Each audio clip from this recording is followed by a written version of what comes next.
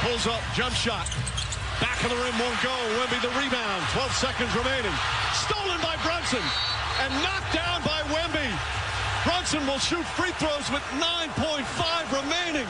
Huge turnover. I also think they weren't totally clear on if they wanted a timeout or they wanted to push it. Brunson misses. Fight for the rebound. Picked up. Anunoby lost it. Cornette has it. And a timeout called by San Antonio with 7.5 remaining. It's their final timeout. Hassel inbound. Fox gets it. Bridges on him. 4 seconds. Fox to Wembanyama. Pulls up. Jumper. Won't go. Rebound taken by Vassell. It's over. It's over. The Knicks survive. This magic carpet ride continues. 13 straight victories, and they lead 2-0 here in these NBA Finals. Jimmy, we're going to have to workshop as to whether I can go live at some point with the information that I just got. I need to work more sources on this. So, Matt, this is a one-source show, so with what you just told me, I feel like we should hit the breaking news sounder. Brown check mark. Okay. You want to do it? No, I don't think it's a brown check mark. I think it's a good source, but okay. We should hit the sounder? You want to hit the sounder? And ask questions later. Sure, why not? Do it.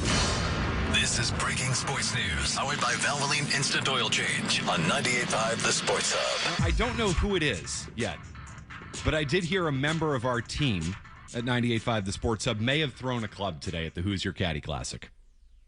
That's the rumor and innuendo going around Brook Meadow Country Club right now. It's my understanding. A member of the Sports Hub staff threw a golf club. Yes, that's correct. Do you have more details? I'm going to have to flesh out more of these details at this point. Apparently, somebody hit a bad shot. They got very frustrated and threw a club. You should pull a Rosenthal, ask for comment, and if they say no comment, you'll have to report it. So my first guess would be it would be mild-mannered Kevin Majori. I would think so, too. I mean, because he takes golf seriously. I heard this morning he's the best golfer at the station. He's a tremendous golfer. I saw him today, and I said, hey, Majori, you going low today? He's like, not today. I played 4 days in a row. He's like, I'm not feeling it right now. So Majori was in a bad mental place entering the round. I mean, I was too, because I went to the range last night and hit the hell out of the ball. And everybody, I mean, people, I was there with a group and they're like, McCarthy, you are hitting the ball better than I've ever seen. And I said, don't say that. Crowds formed around my hitting bay. Ladies were crying. They were. Kids were cheering. People were getting pregnant because of my shots. It was just remarkable what was going on at the Southers Marsh range yesterday. And, of course, I got out there today, and it was not good. But, I was having a good time. I was out there. I didn't throw a club. I'm not saying I'm above throwing a club. I've thrown plenty of clubs out there. You've thrown clubs? I've thrown clubs. I've never thrown a club. I've gently guided the club towards the green because my ball didn't go there. I needed to suggest to the ball where it needed to go. Respect the game, McCarthy. It's a gentleman's game. We did get a whole speech about that from Maz this morning. Respect the golf course, respect the game. I mean, the folks at Brook Meadow so we donating the golf course for this cause. I mean, just tremendous work from Brook Meadow, Bernardi Auto Group, Catches Law, Ping Golf, FootJoy, Yale Appliance, Snell Golf, the people who made this happen for Special Olympics, raising money. So again, we're out there throwing clubs when we're raising money for Special Olympics. Huh? Well, I'm doing Did the they thing. hit it off the effing hospitality tent? Well, that's the question, because we're doing follow-up questions here. We're saying what's the follow-up? Well, the follow-up, details. My follow-up to you, Anthony Maserati made a speech this morning. Yes, saying respect the golf course. So I'm guessing it wasn't him throwing the club then. I don't know who it is. I just know it's a member of our team. I was told a Sports Hub member threw a club. We can't be doing that. We can't be throwing clubs out there. So who's emotional? Jim Murray is very emotional. Very emotional. I've never seen Jim throw a club, though, and I've golfed with Jim a million times. I could see him throwing a club on a good day. Yeah, just for fun, just for the hell of it. Yeah, no, but no, he never has. Okay, I mean, Jim gets angry on the golf course. Don't get me wrong, but I feel like he's more internal, just to insult himself. You piece of crap.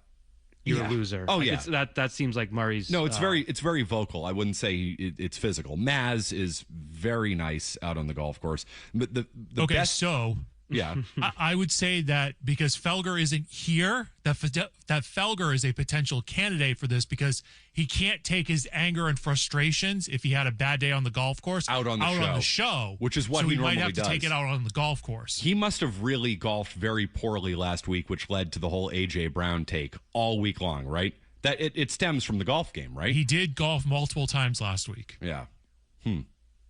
That would explain the show. We might. So if he had another bad round today, he can't yell at the audience. He can't yell at the callers. He can't yell at people like you, McCarthy. Yeah, it's true. So he's got to take his frustrations out on the golf club. Ooh, I know who it is. It's Barth. Oh. After taking a beating from Felger on Friday.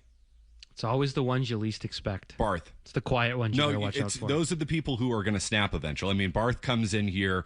Felger beats him up for 4 hours. Barth leaves with a smile because he's just young and kind and sweet, and he's the nicest person you'll ever meet. And he goes out on the golf course today and starts throwing clubs. Guaranteed. Yeah, I'm going to put leader in the clubhouse maybe. Watch out for the nice guys. They're the most vindictive. It's true. Yes. Like Tyler Milliken, like one day he's going to snap, and I just hope not to be around him when he does. Oh, I know who's porked first. It's a classic whodunit right now, and I think everyone's a suspect until we hear otherwise. If anyone wants to call and defend themselves, if you're out there and you didn't throw the club, they're not listening or watching. There's 3 sheets to the wind. Someone's going to tell them. Did you throw a club today? Did you hear what McCarthy said about you on the radio? Better defend yourself. Better defend yourself, because right now, everyone's a suspect. Everybody is a suspect. I just hope that the honor system works with my raffle tickets. You see, they do the arm length thing. Now, I'm no Will Campbell. Will Campbell's buying the 10 raffle tickets for, $10 or whatever it is. Do people know how tall you are? I had hung out with you a few times, and then we golfed, and I'm like, never until we golfed did I realize that you're an enormous human being. It does not help the golf game one bit, but it does help the raffle where they say, hey, for $20 you get the arm length. So I go wingspan, there you go. I mean, Will Campbell's not doing that. That's for sure. So who's in charge of your winnings? The folks from Special Olympics, who are only the nicest people, and they would absolutely operate on the honor system. So I'm waiting for my text that I've won, a Christian Gonzalez signed football or something like that. So here's hoping. Good luck. I mean, because I'm here. Nobody else is here. I'm double dipping today. By here, you mean work? Work, correct. Okay. I golf in the morning. Yeah. But I can work in the afternoon. Right. We can make that happen. I think. It can be done. Theoretically. Mm-hmm. Sure. Why not? I did almost perish a couple weeks ago. I was on this show, and I golfed in the morning. For the first time in my life, I almost got hit in the noggin with an errant tee shot. It was 5 feet from my head. By somebody in your group? No, someone on a different hole. Yeah. It's always the scariest when it's somebody in your group. They slice one straight out to the side. Oh, I'm ready for those. This one, you just had no idea. And I would not have come to work that day. Yeah. I'll be honest. So we are a one-source show here, right? Yeah, sure. Why not? Quote, text from somebody who was there. Mm-hmm. Quote, it was Felger, unquote.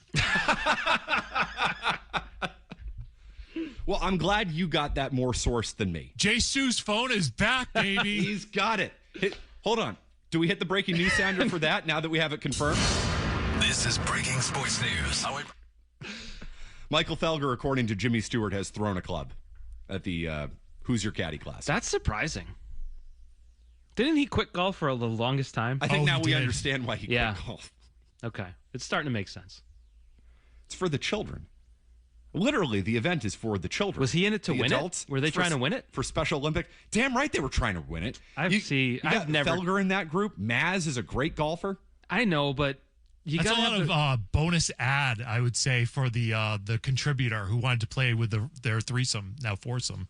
Yeah, they'll have a story for the rest of their lives. That's a story. I hope that the high bidder filmed it that they can put it on TikTok and Instagram, and it can get 1 million views, and they can make that money back. It's true. I mean, you got to take care of the people there, and it's all for the good cause, right? You write that check to Special Olympics, you got to put on a show. Throw the club. And no better showman than Michael Felger. You know what? I've come around on this. I'm Team Felger. I think Felger was right to throw his golf club. Think about it. How was the round with Felger and Maz? It was fine. How was the round with Felger and Maz? It was awesome. Felger threw his club. It's just a game changer. Fair point. The most memorable thing somebody ever said to me on a golf course was Tony Maserati. Jim Majori, Maz, and I were golfing. Maz invited us out. We had a wonderful day at Maz's course. And Majori can play, and Maz can play, and Jim and I cannot. And we were having a rough time. Now, Jim, again, gets angry on the course. I, get angry on the course. Maz comes up to us on about the 14th or 15th hole, and he says, you know what, guys? I realized a long time ago, what does it matter if I actually hit the ball? I said, thanks, Maz, you prick. Did he tap your little head? Backhanded, like it'll be okay comment I've ever heard. Hey, we were going to do Wembanyama there. You want to do it the next segment? Yeah, Wemby? but let me tell you the worst thing ever said to me on a golf course. Okay. During COVID, I would play before work sometimes because I was working from home. I go out at 6:15, play 9 holes. I was in the woods off the first hole. Woods again, just a mess. It's 6 a.m. You know, you're not loose. Second hole's a par 3. I'm like 50 yards left. This guy I'm playing with, we start walking. He goes, "So when did you start playing?" And I was like, like 1991. So that was. He was expecting like last month. And I gave him like 30 years prior. Oh. What are you going to do? I mean, besides hit the ball. You could do that. I hit it, just not where I wanted to. Yeah, where you hit it where you wanted to go and hit it far. Never done that. Long, and then far. you threw a club in anger. Yeah, then I threw it at that guy. It's always the move. Decapitated him. Yeah. Hey, we'll continue. We'll do whatever you want. It's a re-entry Monday, couldn't you tell? Brought to you by Blue Bear Plumbing. When it comes to plumbing, heating, and air, no one compares to Blue Bear. When you call Blue Bear, you can expect expert service from their friendly staff for all of your heating and plumbing services. For more information or to book your appointment today, visit bluebearplumbing.com. Let's get into the NBA Finals next. You know, because I'm a professional, Hurley, I never look at my phone during a segment because I want to be engaged with you. I want to make strong, solid eye contact with you, go back and forth, have a conversation.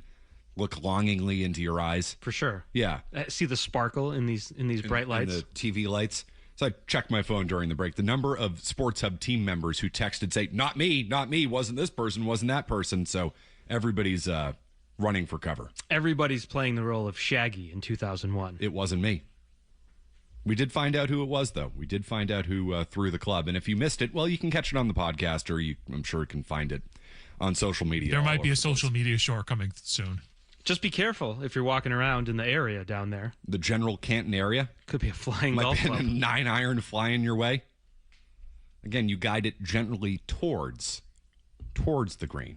Not into the woods, towards the green. I mean, really, bunkers are there to just... There is some satisfaction in going after a bunker. Seeing the sand come up. I'd probably injure myself, so that's probably what's keeping me from smashing away.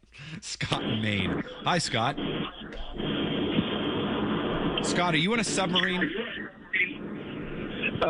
No, Matt. I'm a 17-year-old, a 72-year-old man battling cancer. I'm laying in my recliner, and I'm not going to add anything new to this argument, but because of the ticket prices, because of the ticket prices and these streaming services, I have missed a whole Bruin season because I refused to pay for NESN, and now I'm missing a whole Red Sox season, which isn't a great loss, but because I refused to pay for NESN.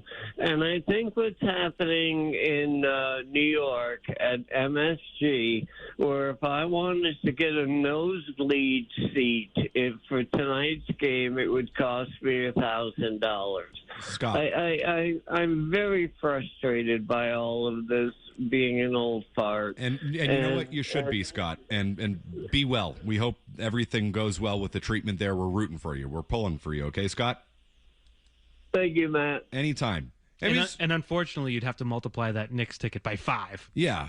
$5,000 to get in tonight. The streaming services, undeniably, fans are getting shut out all over the place, whether it's going to an event, whether it's having access to the games. It's the greatest threat to sports right now is accessibility. Sports are becoming increasingly inaccessible. And inconvenient.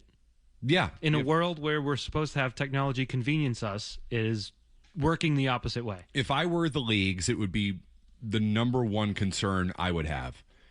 It's not necessarily, and I'm trying to, I have to try to look at this from a business perspective. It can't always be about the bottom line today. It has to be about the bottom line tomorrow. Are you growing the game by making the games inaccessible? I can't control the secondary market, for ticket prices. I mean, try getting into a World Cup game. You can't. Try getting into a concert right now. You can't. It's the way the world is going. And is it concerning? Yes. I don't have the answers for it. I don't know what to do, but I do know this. By putting these games on these inaccessible streaming services or charging too much for the streaming services, you are now shutting out fans. And that is not going to be, you probably won't feel it now, but the health of these sports will be hurt 10, 20, 30 years down the line if they keep going this way. I feel strongly about that. In some ways, it's probably reaching people that might not otherwise. Like, let's say I don't watch MMA really, or whatever live event Netflix is putting out. They're going to pump that in my face. And it's not going to get me, but a younger person who might be not into football. Maybe they're 11 years old, but they have Netflix, and then that football game comes pumping into their face. Maybe they do watch it. So there is probably some growth aspect to it. I think it's more all of us that have watched sports a certain way for decades being inconvenient. Like, there were playoff games this year in the NBA on nights when, there are multiple series going on. Anything on Amazon, I just would skip because it was too inconvenient to be flipping from hockey to basketball to that series. And I just think that's where I don't know how the dollars and cents are going to work going forward. We don't have the streaming numbers like we would with cable. I don't know that it's going to be sustainable financially for them to keep throwing billions of dollars to stream these games if it's not reaching your core audience. In the end, it's not about where the game is. Like, to your point, I don't care if the game's on Netflix. I don't care if the game is on cable. I don't care where the game is. Roku. How do I get it, and what am I paying for it? That's the most important thing. And I hope someday we hit a world, Hurley, where I can just pay the Red Sox directly. Hey, you know what? Here's $250 I get every single one of your games. I want to be able to buy the games directly from the team. Bruins, here's $200 a year. I get to watch every one of your games. Well, the problem is half the baseball is owned by MLB, their broadcasts. It's not healthy enough. No. Well, it's and the question is, does that lead as part of the new CBA? Baseball really, in some ways, has was at the forefront of a lot of this with MLB TV, which is excellent. The only problem is you get blackouts, so you can't. I can't buy MLB TV. I can't cut cable, get MLB TV, but then I don't get the Red Sox, so I have to get NESN 360 as part of that. But I can't get that on YouTube TV, so I have to get Fubo to get NESN 360. But as part of Fubo, I don't get TNT, which means I don't get the Stanley Cup playoffs when it's on TNT. I don't get March Madness, all that stuff. I just want to be able to, whatever that price is, I want to be able to go directly to the team and say, here's my money. I get every single one of your games, no matter where it is, no matter where you put it, whether it's on cable, streaming, whatever platform is, I get all 162. I get all 17 games. I get all 82 games, plus the playoffs, plus all of that, because I paid you $200 at the beginning of the year. That's the model and if you stream that, that's fine. That's the model that will benefit sports fans most directly. And eventually, shouldn't the teams be doing that? Well, I like that too. I would add this, there should be sort of like a stock market aspect to it where you're buying right now, you're not paying $200 for the year. No way. You got the rest of the year for $39.99. Yeah. Oh, and then if you wait for a hot streak, it's up to $200. I'm down. You want to give me dynamic pricing on the teams? Although then you lead to dynamic pricing, which leads to concert tickets being what they are. This get-in price to Madison Square Garden tonight. So you can't things get out of hand. Yeah. If you don't have for the Red Sox, here's $30. I get all of your games. Actually, you know what? You pay me $30 so I get your games. This is maybe a side aspect. Forget getting in. You can't even get in the area of Madison Square Garden tonight. You are legally not allowed to walk within 8 blocks of the place. It's mayhem. I think that's only half because of the president being there. I think the other half is Knicks fans need to be protected from themselves. Do you think this environment's going to help or hurt the Knicks tonight? That's a great question. Because I think everyone now at this point expects the Spurs to lie down and just give up. I don't think so. I don't think so either. I think there's a lot of... if you just lay it out, this team hasn't lost since the NFL draft. That's how many games... the Knicks have to lose. This would be the one. This is typically the one. I don't think going to Madison Square Garden helps them. I think it hurts them in this series. Too much pressure? Way too much pressure. Eventually, that uniform gets heavy. They haven't lost in forever. Wemby is still a freak. So if he figures it out, and I'm not saying he's going to overnight, but if he wakes up after that turnover the other night and just goes off tonight, don't you feel completely different about the series tomorrow? If Wemby goes off, the Knicks don't look good at home, and all of a sudden the Madison Square Garden thing is happening again, which is the Knicks always lose at Madison Square Garden and have for the last 6 decades. Yeah, no, it would be great for TV. I think back, though, to Game 1 against Cleveland. Remember that comeback in the fourth where it was just truly, I don't think people around here, myself included, believe in the mystique and aura and magic of Madison Square Garden that way. That was incredible. And since then, there's been no issues there. So maybe they're past it. I think this group does have a sort of toughness that is enough to get through it. But it is going to be probably one of the stranger environments in NBA Finals history tonight, with the security presence, with literally 8 city blocks blocked off from human beings, cars, foot, nothing. I don't know what you do if you want to eat dinner down the street. You can't get there.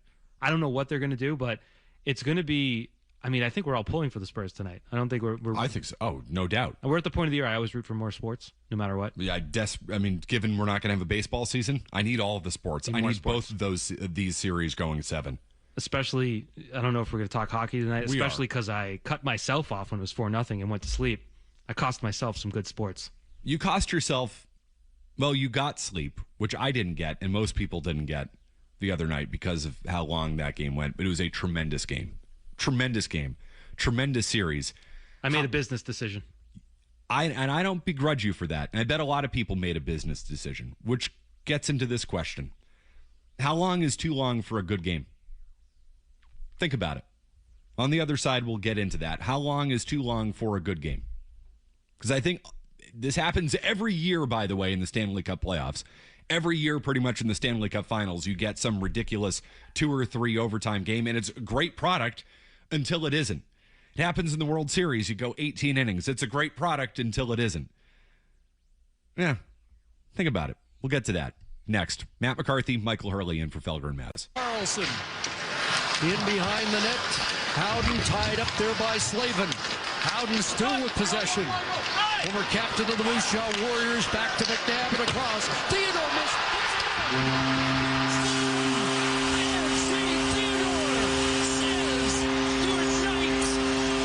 I'm sorry, the former captain of the who?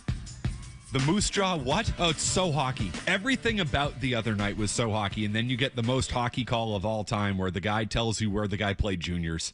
What could be more hockey than everything about Game 3 of the Stanley Cup, which was tremendous. Little Atkinson is so smart out of Riverside, Connecticut, Boston College, Avon Old Farms, and Mid-Fairfield Blues before he got to the NHL. Jesus, nobody cares, Pierre. Nobody. Actually, I shouldn't say nobody.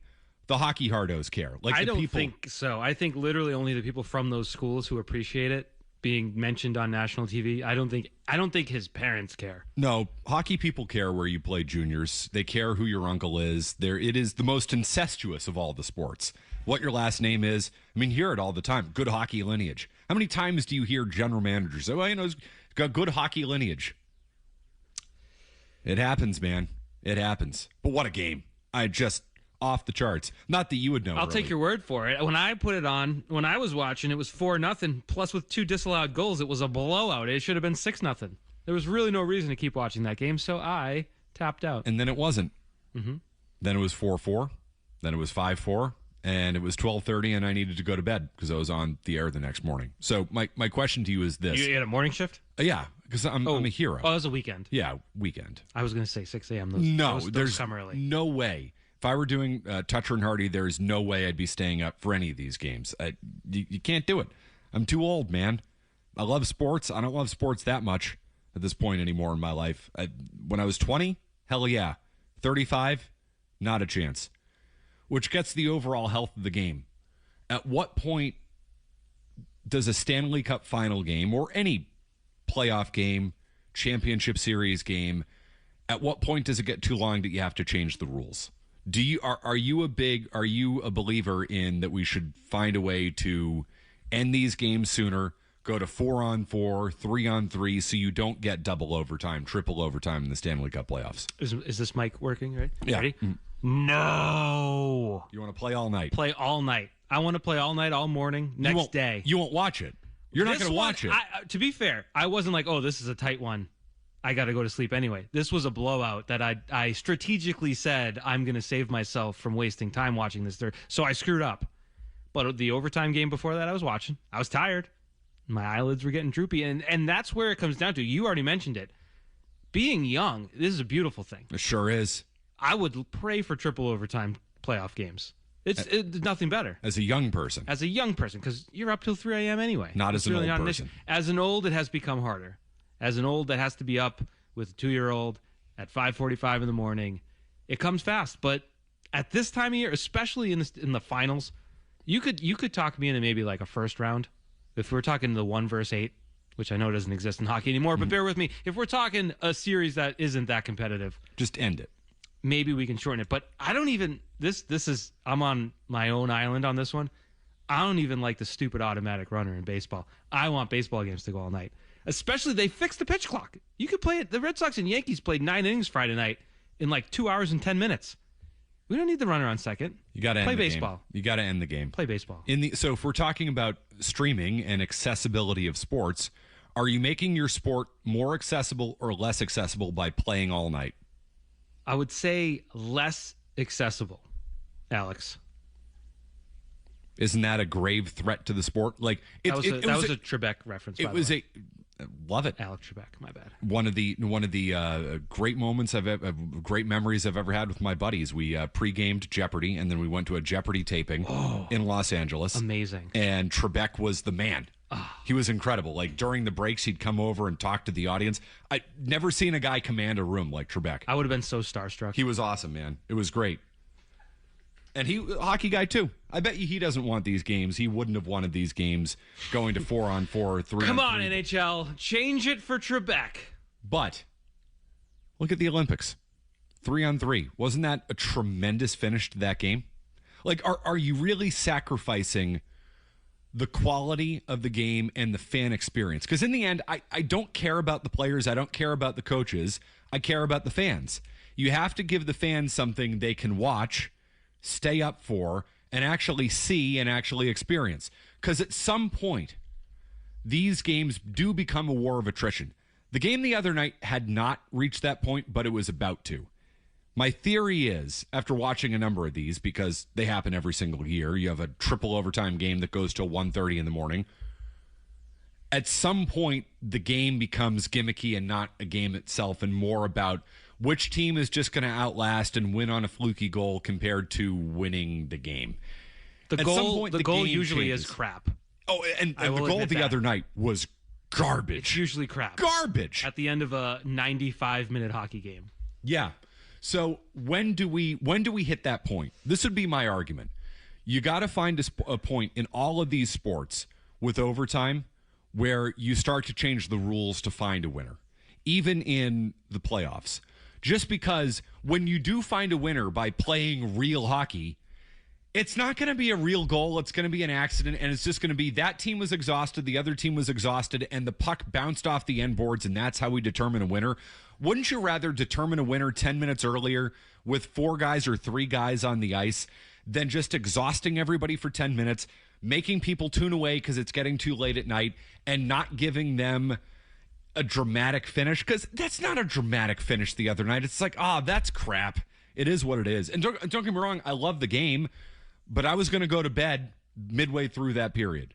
Because once you hit about 10 minutes to go in second overtime, that's when these games become a war of attrition, and it's just probably not even worth watching at that point. I accept that in some instances like that, it's no longer for me. You know, it's if I need to tap out, then I'm not the core target in that moment. But who's it for? But I love, and I've always loved, just, you use the word battle of attrition in sort of a negative context. I love the battle. I love the marathon. I love, remember every year they would do, I don't know if it was Sportsnet or CBC or whatever, I think it was CBC would have that montage of the Stanley Cup playoffs. And you see these guys literally giving everything they have in their entire body every single night. And I just think nothing embodies that more than a double overtime, triple overtime game. I will grant you the goals are usually crap. But the journey, the grind, I also would contend we got to throw the pitch clock out in the playoffs for baseball. There's something about the drama building, like a slow locomotive, just the shots of the crowd. You don't want to give the fans the anything. Shots of the crowd, the reliever taking, like the time in between pitches is where the drama of baseball lives. A playoff game should be 4 hours, if it has to be. June 11th game against the Rays, that should be 2:30. I think the playoffs is a different animal, and I'm against any. But change at what to point do you go too far? That would be my argument. Like you say you want to eliminate the pitch clock in the playoffs in baseball. Okay, but you're going to end those games at 1 a.m. Kids aren't going to be able to stay up and watch the game. Real fans are going to have to make a decision as to whether or not they go to bed. Because, I just can't watch this anymore. Did you enjoy, just personally, the 2004 Red Sox playoff run? I did. Those games were long against the Yankees. Yeah. But that was historic. Wow. And what you're asking, if for people to do that over and over and over and over again, you're asking too much. Like, this past year in the World Series, you have an 18-inning game. Like, is that good for the sport? They sell coffee. There's a coffee place down the street. How about you get yourself a cup of Joe the next morning? How about 18 innings in 2018? That was Red late. Sox Dodgers. That was a Saturday night, Friday night. Ending at 3:30 in the morning. Is that good or bad for the sport? At a certain point, that one was rough. I'll be honest. I did watch it. I stayed up. I was tired the next day. And then I kept living my life because I knew at that point I still get that anxiety when baseball is almost over. Just like right now we're getting with basketball. When the sports are almost done, I get so anxious. I try to watch every second. I screwed up the other night. I own that. But so I always want more of it. And I think there is one benefit to what you're proposing, and it shines a spotlight on the losers. Remember, I was just looking up. I know John Cooper complained after Team Canada lost. Like, Team Canada. Well, it's not real hockey anymore. It's like, well, it's the same rules for you, and you have the more talented team, and you lost. So I don't know what to tell you, John. It's not real hockey when you get to double overtime anyway. It's not. You're going to end the game on a gimmick, on a fluke, on something like that anyway. Like, you're telling me that a bunch of exhausted guys out there hauling ass up and down the ice just waiting for a puck to go off the end boards is real hockey? Like, the quality of the game eventually is getting hurt anyway. And it was a tremendous game, and that game in particular had not reached that point yet, but it was about to. You were about to get there. So at what point do we say... What a game, though. It was tremendous. A 4-goal comeback? Tremendous. Three of which were scored in, 39 seconds? And you wouldn't have complained one bit if you got to double overtime and said, we're taking a guy off the ice. You wouldn't have complained. 6-1. Yeah. 4-on-4 you could convince me of sooner than you could 3-on-3. Sure. Let's gradually get there. But if we go to 4 overtimes, 3-on-3 end the game. You had 4 over. I'll do whatever you want in fourth overtime because I don't know. I can't recall really ever seeing that. We'll continue. Matt McCarthy and Michael Hurley in for Felger and Maz. I see you. 617-779-0985. Matt McCarthy, Michael Hurley in for Felger and Maz today. Want proof that games that go on forever and ever and ever and ever, it's like the song that doesn't end, Lamb Chop. You want proof that eventually they become gimmicky if you don't change the rules? I've got proof for you. Okay. Would you like the Red Sox lineup at the end of Game 3 in 2018 against the Dodgers? The 18-inning game went till 3:30 in the morning. Yeah, they had to keep swapping out one spot. Third base, maybe? That game wouldn't have gone that long if Eduardo Nunez didn't jump into the stands, by the way. People forget. Game may have also not gone that long if Alex Cora knew how to manage the double switch, because it was Betts, Bogarts, Evaldi batting third, Kinsler, Holt, Nunez, Bradley, Vasquez, and Leone. They had 2 of their catchers in the game. That was your lineup at the end of that game. A pitcher hitting third. Mookie Betts switched positions 6 times. Jackie Bradley switched positions 7 times. Holt and Martinez switched positions 4 times. Vasquez twice. There were, of course, 10 pitchers in the game. Like, it's just, eventually, the more you keep playing, by playing the game the real way, I actually think you're hurting the product and hurting the sport. And that would have happened the other night if you kept going in that Stanley Cup game. Because once you hit about 10 minutes to go in the second period, in the second overtime period, guys are so gassed, they at that point, it's a joke. Not nearly as bad as a manager in a 9-inning game sending Brandon Workman to bat in the 8th inning of a World Series game. So that was bad. And I just looked at the Bruins triple overtime game against the Blackhawks in 2013, Game 1. Dennis Seidenberg logging 48.5 minutes of ice time, outdone by Duncan Keith on the other side, who had 48-40. That's crazy. I guarantee you go back and watch that game by midway in the second overtime, those guys were gassed. You just have to determine at what Who's point. tougher? Who's got more? Who can fake it more? I think it's so overplayed. Like, who's the tougher team? Who outlasts?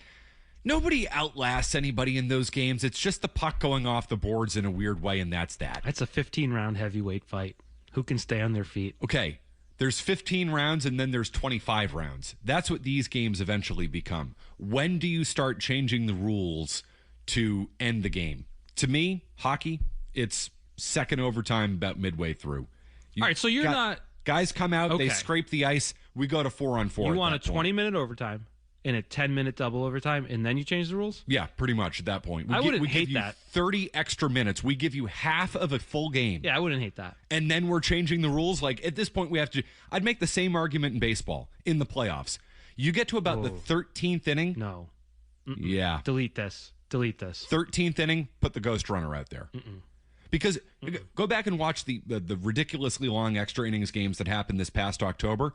Innings 10 through 12 are tremendous. Tremendous. And then the 13th inning, 14th inning just becomes, well, that team has one more pitcher remaining, and there you go. And he's going to go out and throw the next 5 innings, and it's a war of attrition. It's not real baseball anymore. If you can't score off my 7th bullpen arm, then you don't deserve to win the game. Sometimes both teams score off of the 7th bullpen arm. And I like it. Keep That's on drama. going until 3 a.m. We'll do Yes. it. How about Mike in the car? Hey, Mike.